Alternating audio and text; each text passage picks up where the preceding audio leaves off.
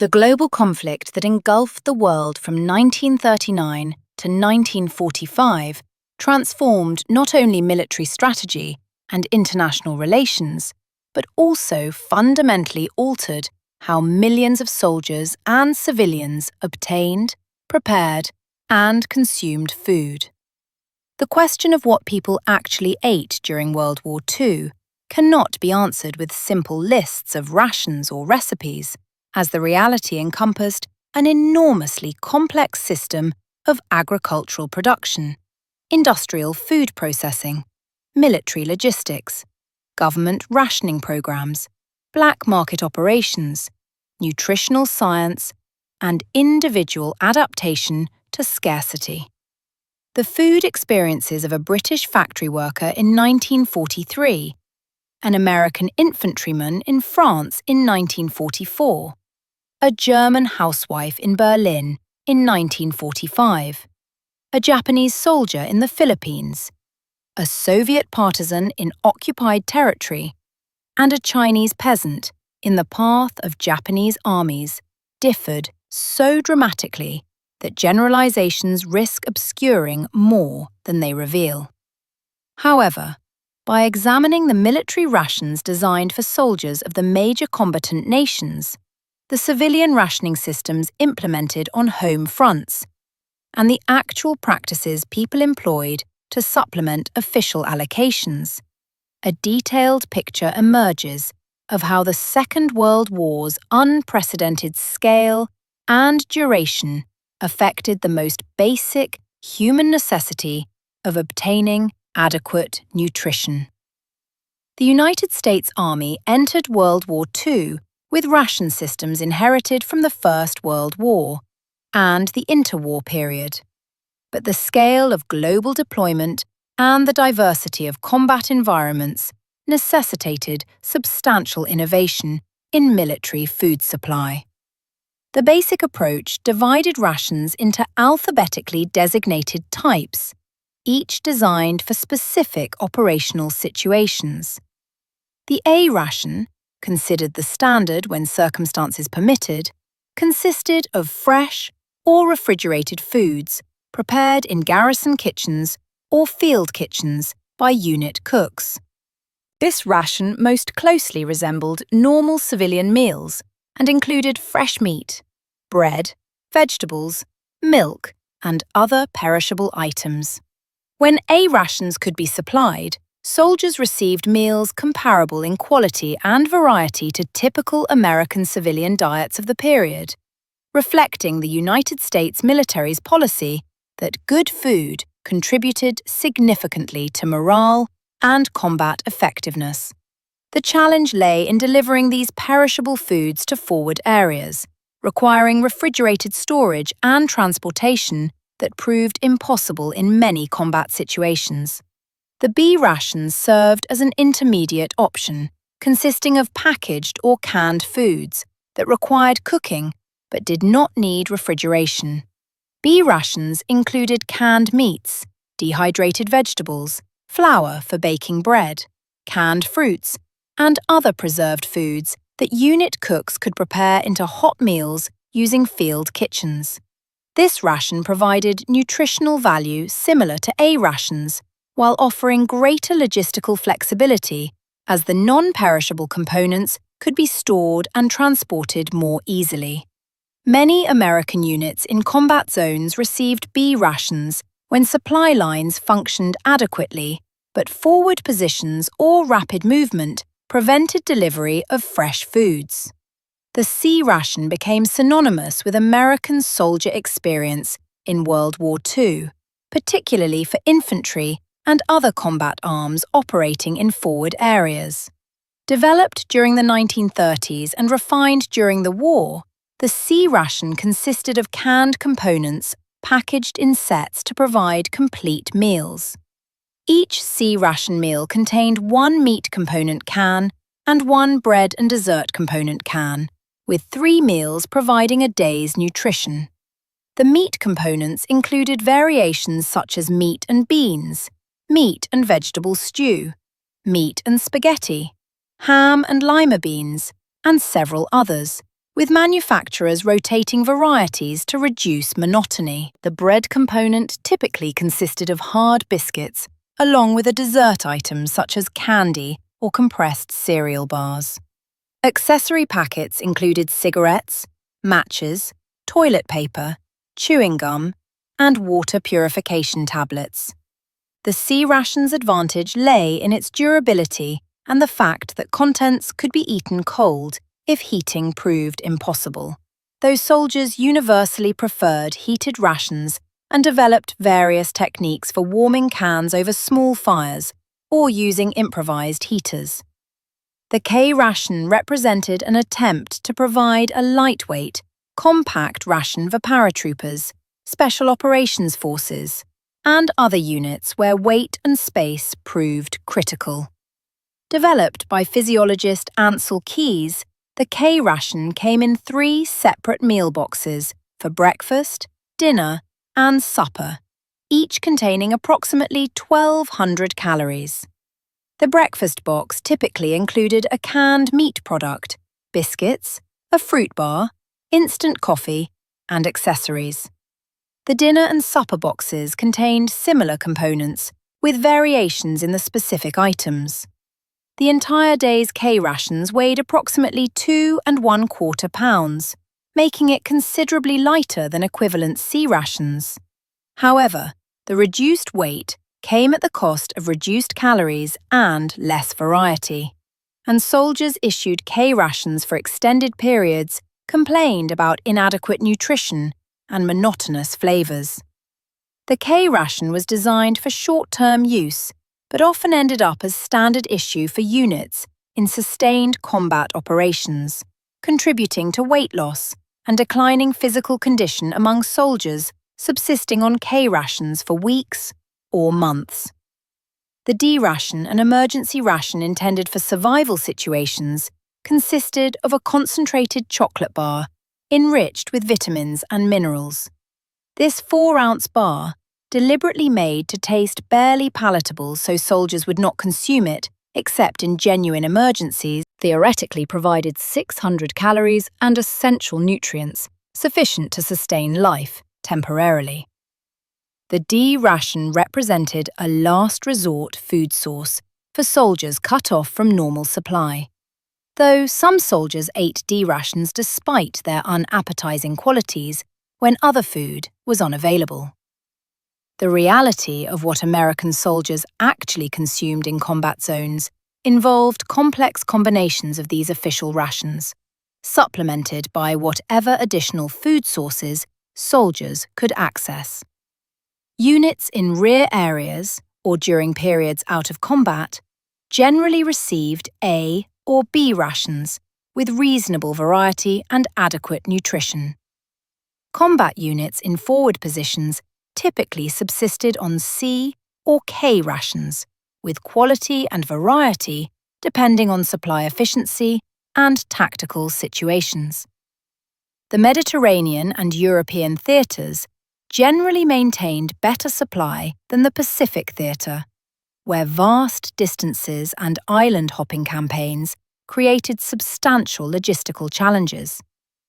Soldiers in the Pacific often complained about limited ration variety and the particular unsuitability of certain ration components for tropical climates, where chocolate melted, canned goods spoiled rapidly if containers were damaged, and the heavy, greasy nature of many canned meats proved unappealing in extreme heat. Soldiers supplemented official rations through various means, including packages from home, local purchase when in areas with functioning civilian economies, and trading with civilians or allied forces.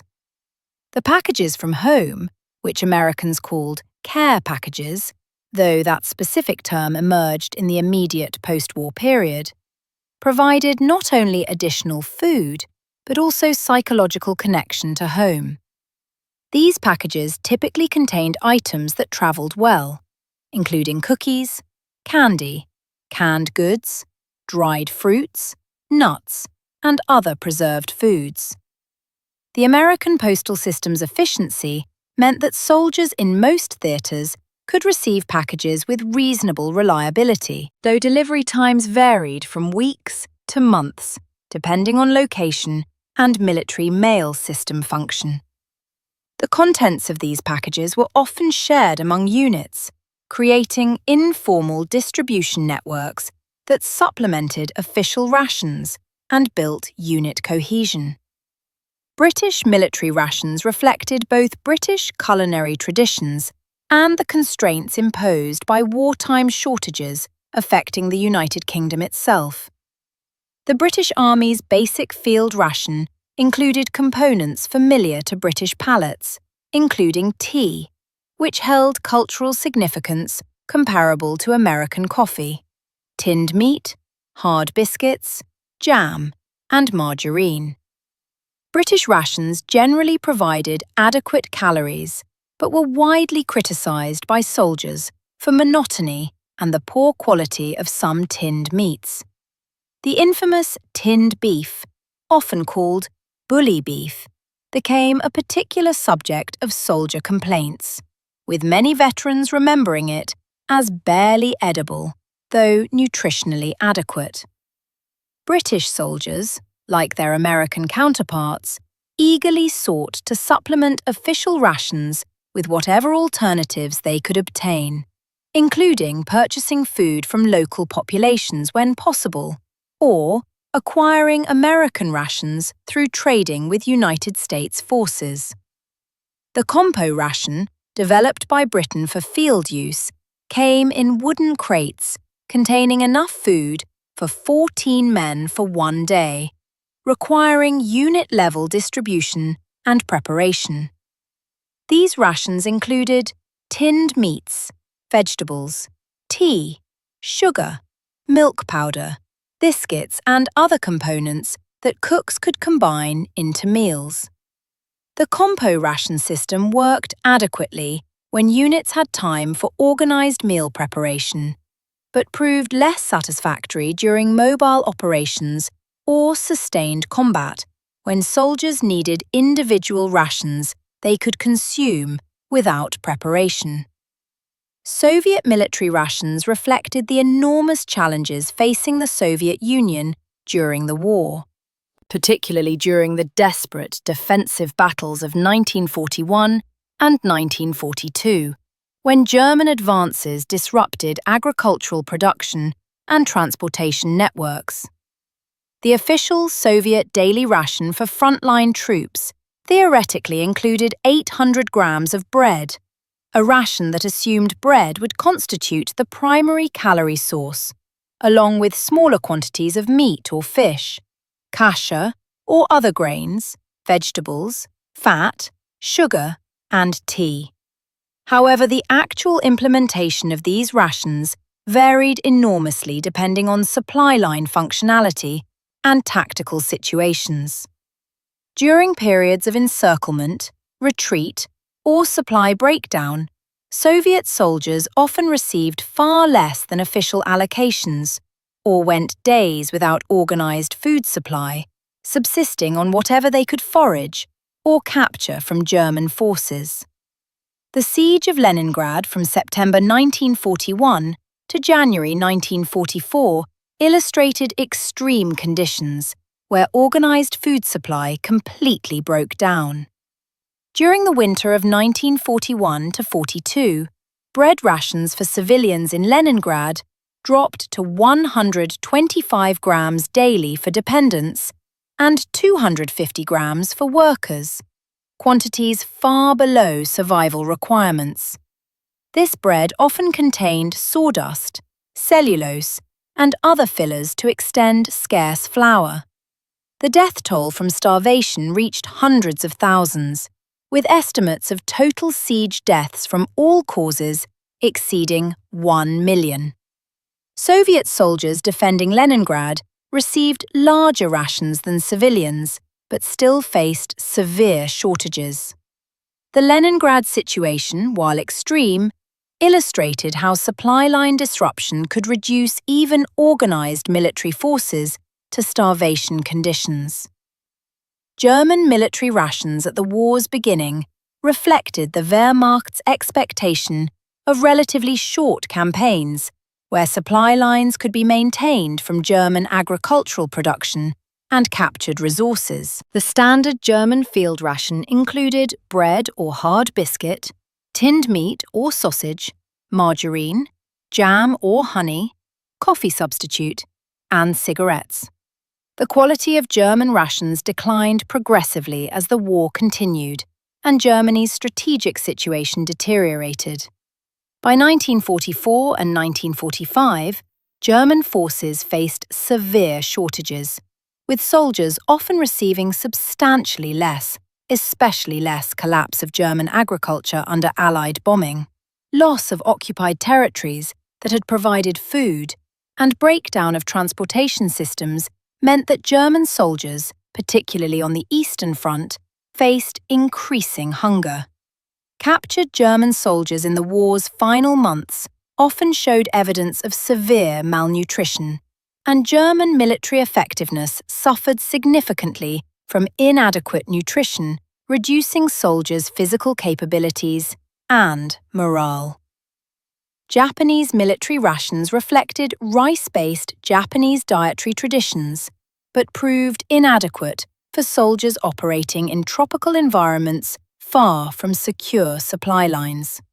The basic Japanese ration centered on rice, supplemented by small quantities of canned fish or meat, pickled vegetables, dried seaweed, soy sauce, and miso paste for making soup. When supply functioned adequately, this diet provided sufficient nutrition, though it lacked variety compared to Western rations. However, Japanese logistics capabilities proved far inferior to those of the United States, and Japanese forces operating on Pacific islands or in Southeast Asian jungles frequently faced severe supply shortages.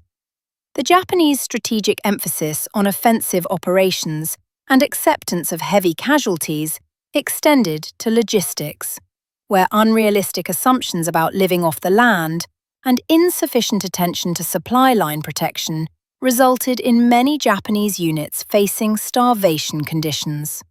The situation of Japanese forces in New Guinea, the Philippines, and other garrisons cut off by American advances illustrated the catastrophic results of supply failure. Japanese soldiers in these positions, unable to receive supplies by sea or air, attempted to grow food or forage from local resources. However, the tropical environments and lack of agricultural knowledge meant these efforts often failed. Japanese soldiers reduced to eating grass, roots, insects, and, in extreme cases, reportedly engaging in cannibalism, represent the ultimate failure of military logistics systems. The death toll from starvation and malnutrition-related disease among Japanese forces exceeded combat deaths in many campaigns, with some isolated garrisons losing 90% or more of their strength to starvation and disease before surrender or relief.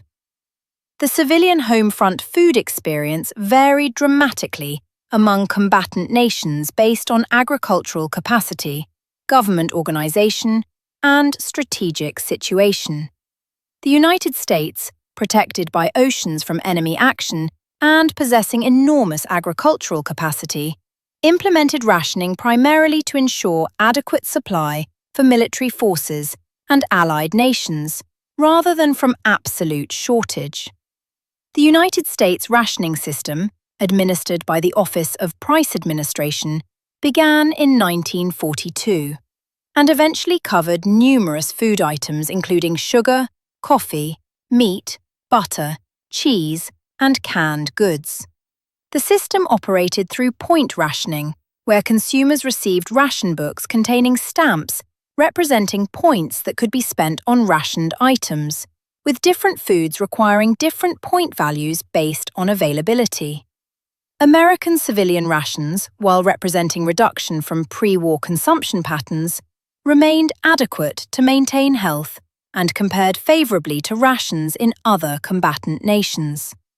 The official goal was to provide approximately 3,000 calories daily per capita, a target that was generally met or exceeded. The rationing system aimed for equity, ensuring that wealthy and poor citizens had equal access to scarce goods.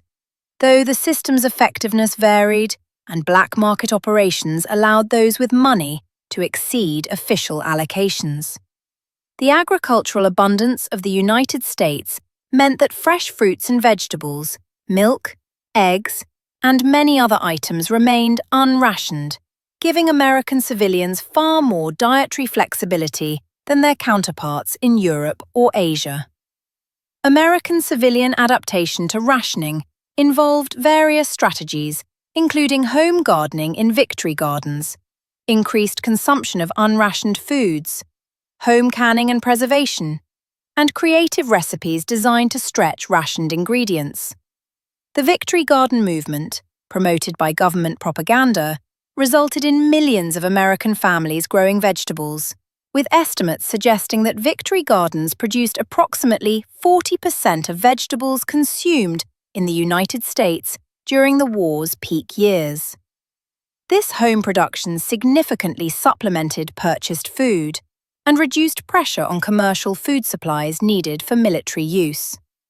The social aspects of victory gardening included community gardens in urban areas, garden clubs sharing knowledge and seeds, and competitions for most productive gardens, creating collective participation in the war effort. British civilian rationing began immediately upon war declaration in September 1939, and eventually became the most comprehensive rationing system of any major combatant nation, covering virtually all foods. The British system reflected the United Kingdom's dependence on food imports and the German submarine campaign's success in sinking merchant shipping. At the height of the Battle of the Atlantic, Britain faced genuine risk of starvation, forcing surrender, making rationing essential to stretch available supplies. The weekly ration for an adult British civilian varied during the war, but typically included approximately 4 ounces of bacon or ham, approximately 8 ounces of sugar, 2 ounces of butter, 2 ounces of tea, 1 egg, and small quantities of meat, cheese, and cooking fat. Bread, while not formally rationed during the war years, was in short supply and often of poor quality, made with various grain substitutes. The adequacy of British civilian rations remains debated among historians, with some evidence suggesting that the rationing system, while creating monotony and eliminating luxury, actually improved nutrition for working-class families who had consumed inadequate diets during the pre-war depression. The Ministry of Food, which administered rationing, employed nutritional scientists to ensure that rations provided essential nutrients, and supplementary programs provided orange juice and cod liver oil to children and expectant mothers. The points rationing system, introduced in 1941, gave consumers some choice in how to spend their ration allowances, reducing the rigidity of early rationing schemes. However, the severe restrictions on meat, butter, sugar, and other foods created genuine hardship and contributed to declining morale, particularly during the war's later years, when victory seemed certain, but rationing continued unabated. British civilians adapted through strategies similar to those in the United States, including victory gardening, though with less available land and shorter growing seasons limiting productivity. The British government promoted creative cooking through programs including the Kitchen Front radio broadcasts and Ministry of Food leaflets, distributing recipes designed to make rationed foods palatable and nutritious. These recipes often featured ingredients that were unrationed or available in larger quantities, including potatoes, carrots, and other root vegetables. The creation of Woolton pie, named after the Minister of Food and consisting of vegetables covered with pastry, became emblematic of British wartime cooking, though its actual palatability remained questionable, and it was often remembered with distaste by those who consumed it repeatedly. The British restaurant programme, establishing communal dining facilities where meals could be purchased at controlled prices without using ration coupons, provided important supplementation for workers and others without access to home cooking. These establishments, numbering over 2,000 by 1943, served simple but nutritious meals prepared from ingredients allocated separately from individual rations. The programme aimed to ensure adequate nutrition for workers in essential industries and to provide meals for people whose homes had been destroyed by bombing or who lacked cooking facilities. German civilian rationing began with war's outbreak and grew progressively more severe as Germany's strategic situation deteriorated and occupied territories were lost. The Nazi government prioritized military supply over civilian needs to a greater degree than most other combatant nations, and German civilian rations declined throughout the war. By 1944 and 1945, many German civilians faced severe malnutrition, particularly in cities subjected to Allied bombing that disrupted food distribution. The official ration allocations provided insufficient calories for manual labourers, and the German black market became extensive as civilians attempted to supplement inadequate official rations. The Nazi regime's exploitation of occupied territories for food, taking supplies from conquered populations to feed Germans, reflected the regime's racial ideology and contributed to starvation conditions in occupied Eastern Europe. Soviet civilian food supply during the war defies simple description, as conditions varied enormously based on location and time period. Areas under German occupation faced catastrophic food shortages as German forces seized supplies for their own use and implemented policies deliberately designed to starve Soviet populations. The siege of Leningrad represented the most extreme case, but many other Soviet areas experienced severe shortages. In the Soviet rear areas, rationing systems attempted to ensure adequate supply for workers in essential industries, with rations differentiated by worker categories. Manual labourers in defence industries received larger rations than office workers or dependents. However, the ration system's effectiveness varied, and many Soviet civilians supplemented official rations through personal plots where families grew vegetables, trading in informal markets, and other survival strategies. Japanese civilian food supply deteriorated severely during the war's final years, as American submarines decimated merchant shipping and American bombing disrupted food production and distribution. The Japanese government implemented rationing, but by 1945, official rations had fallen to starvation levels in many areas. Rice, the staple of Japanese diet, became increasingly scarce, and the government promoted consumption of various substitutes, including sweet potato leaves, acorns, and other emergency foods. The final months of the war saw severe malnutrition becoming common among Japanese civilians, particularly in cities. The immediate post-war period saw continued or worsening food shortages, with occupation authorities struggling to prevent mass starvation. The food experiences of civilian populations in occupied territories derived depending on occupying power policies and local conditions. German occupation in Western Europe generally maintained food distribution systems while extracting resources for German use, creating shortages but not generally causing mass starvation. German occupation in Eastern Europe, particularly in the Soviet Union, involved deliberate policies of starvation and resource extraction that caused millions of deaths. Japanese occupation in Asia similarly involved resource extraction and often brutal treatment of local populations, contributing to famines in areas including Vietnam and Java, where Japanese requisitions removed food that local populations depended upon. The relationship between nutrition and military effectiveness became increasingly recognized during World War II, with military medical services paying substantial attention to ensuring adequate soldier nutrition. The United States military invested heavily in nutritional research, employing scientists to develop rations that provided not only adequate calories, but also essential vitamins and minerals. The discovery during the war that vitamin deficiencies caused specific diseases, including beriberi, scurvy, and pellagra, led to fortification of military rations with synthetic vitamins. American soldiers generally maintained good nutritional status throughout the war, with few cases of deficiency diseases except in isolated units cut off from supply. This nutritional adequacy contributed to the physical capability and endurance that characterized American forces.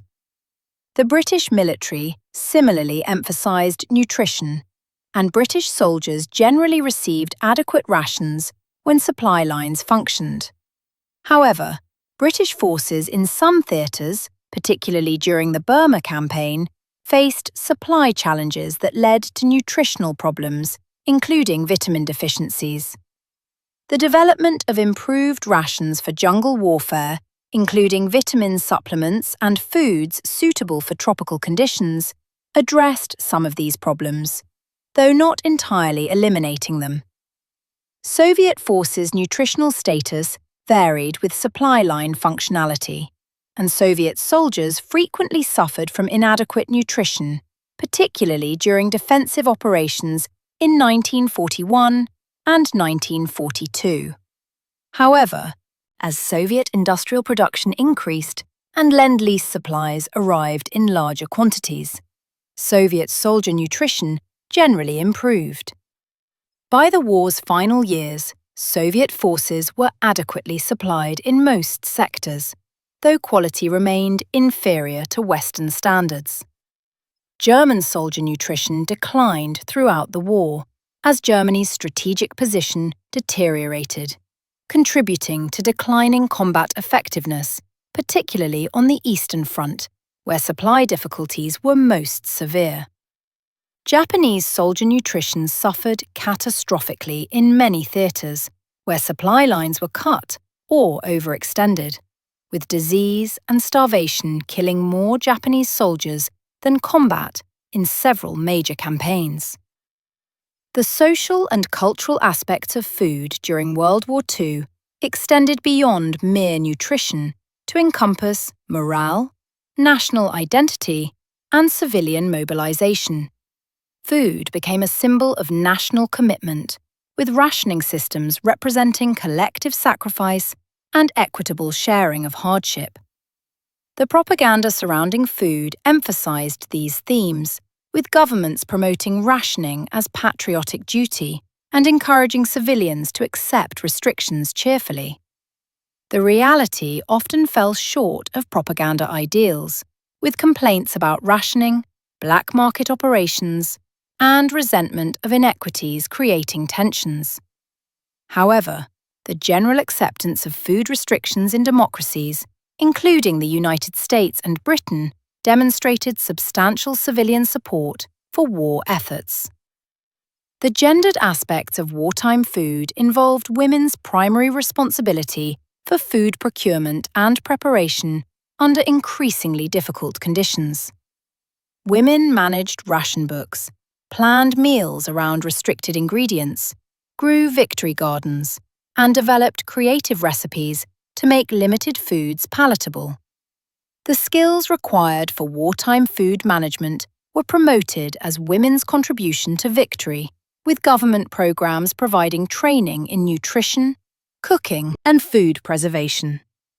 This emphasis on women's domestic role coexisted uneasily with women's expanded participation in industrial work and military auxiliary services, creating tensions between traditional gender roles and wartime necessity. The experience of prisoners of war regarding food represented some of the war's greatest suffering.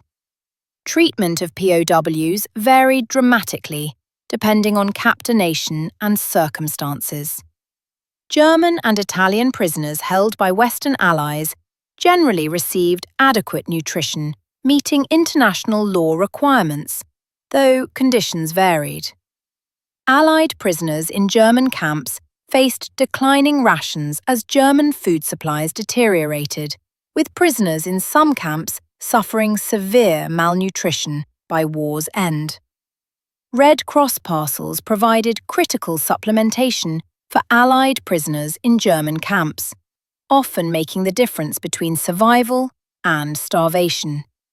Japanese treatment of Allied prisoners violated international law systematically, with deliberate policies of minimal feeding contributing to death rates exceeding 25% in many camps. Allied prisoners of Japanese forces faced starvation conditions, forced labour on inadequate rations, and vitamin deficiency diseases that caused permanent health damage among survivors. Soviet prisoners in German captivity faced catastrophic conditions, with German policies deliberately withholding adequate food, resulting in death rates exceeding 50%. The Nazi regime's racial ideology classified Soviet prisoners as subhuman, justifying starvation policies that caused millions of deaths. German prisoners in Soviet captivity similarly faced high death rates, particularly during the war years when Soviet food supplies were scarce and Soviet authorities prioritized their own population and military. The nutritional legacy of World War II included both advances in food science and lasting effects on populations. The research into nutrition conducted during the war advanced scientific understanding of human nutritional requirements and contributed to post-war improvements in food fortification and dietary recommendations. The experience of rationing and food shortage influenced eating patterns and attitudes toward food for the generation that experienced the war, with lasting effects on food waste, meal planning, and appreciation for abundance. The physical effects of wartime malnutrition affected children who grew up during the war years, with evidence suggesting that inadequate childhood nutrition during the war caused reduced adult height and increased susceptibility to certain diseases among those cohorts. The question of what soldiers and families really ate during World War II encompasses this vast range of experiences, from the adequacy of American military rations and civilian food supply, through the catastrophic starvation in besieged Leningrad, the progressive deterioration of Axis food supply, the survival struggles of isolated Japanese garrisons, and the systematic starvation of prisoner populations. The official ration allocations and government food policies provide frameworks for understanding food supply systems, but the reality of what people consumed emerged from the interaction of official systems with individual adaptation, supplementation through various means, and the fundamental constraint of agricultural production and distribution capacity under wartime conditions. The Second World War demonstrated both industrial civilization's capacity to organize food supply for populations and military forces numbering in the hundreds of millions, and the ease with which military action, policy decisions, and supply disruptions could create famine conditions, killing millions. The food experiences of those who lived through the war shaped their attitudes, health, and memories for their remaining lives, making food not merely a material necessity, but a central element of how the war was experienced and remembered by those who endured it.